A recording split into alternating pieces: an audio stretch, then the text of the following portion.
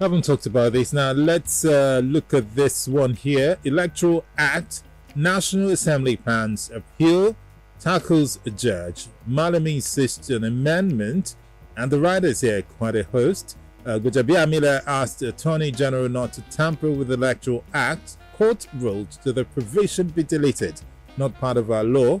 Malami APC moves to bar appointees from voting at convention primaries.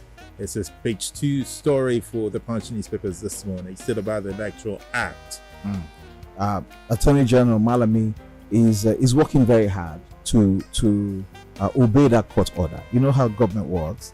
When the judgment is in your favor, then a hurry to implement it. So he has said, look, the government printers, everybody who is supposed to implement that judgment, that came up from the Federal High Court in Umuahia.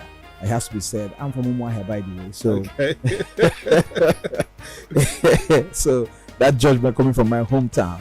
So Malami is excited about it, and he wants to swiftly implement that. But the National Assembly is saying, hey, you have to, allow us to exercise our right, to appeal this judgment. And lawyers are even divided on this, very senior lawyers. Some people are asking, which court in any civilized world can actually stop the legislature from doing their jobs? I mean, we're running a system of government that you have 3 arms of government, basically: the executive, the legislature, and the judiciary.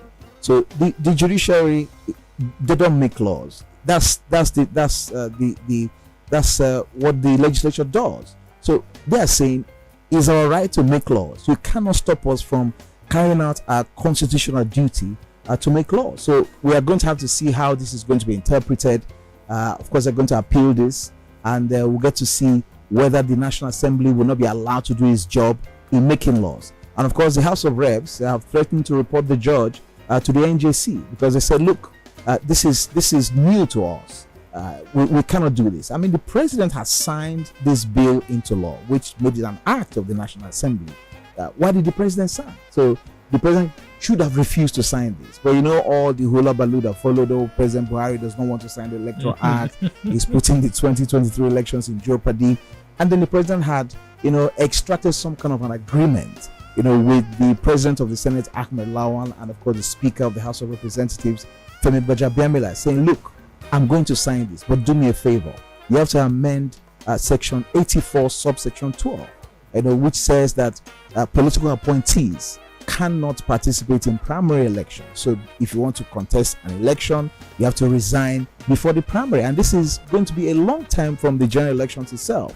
Many political appointees, including Malami himself, did not like that, because it is said that he has ambitions to become governor. So if he has to go for the primary, he has to leave his position as Attorney General. So, and what if he didn't win? Yeah, if he didn't win, he has lost his job. So they have vested interest. This is about interest. That's what I've seen here. So we're going to see how this is going to pan out at the law court, because it's going to be a subject of litigation. Let's see what the Court of Appeal will say regarding that judgment of the Federal High Court in Umuahia. I was going to ask the question. APC is still caught in the middle, frankly. Yeah. The National Assembly is saying it will appeal that judgment. And of course, there are 2 options: the appeal, and of course, ultimately, depending on the outcome of the appeal, it will go to the Supreme Court. Should the people who the law had barred initially go ahead and partake in the process, in the primaries, rather, what happens if the decision, maybe at the appeal or the Supreme Court's decision finally, doesn't favor the party? Well, what happens? That would be the final blow for the APC. That would be for that time. But it's to pack shop and go. As we speak, the law that subsists is that delete Section 84, subsection 12. That's what the law has said. But should that be reversed in the future? So this is that's why I've said lawyers are divided. So if that happens, Malami is working with the judgment of the court. So this is law, and he said, look, this is not consistent with the Constitution. The Constitution is the ground norm. If any act of Parliament comes against the Constitution will always take precedence. And they say, look, the Constitution says civil servant. So this says civil servant, and this says political appointees. We have the doctrine of necessity, where we say the Constitution did not envisage this sort of thing. So what the Constitution says is civil servant. So who is a civil servant? It was a question yesterday. Who is a political appointee? So what they ask is political appointees. Are political appointees civil servants? We have argued that in this studio many times. The VC of a university who is appointed by a president, is he a political appointee or a civil servant?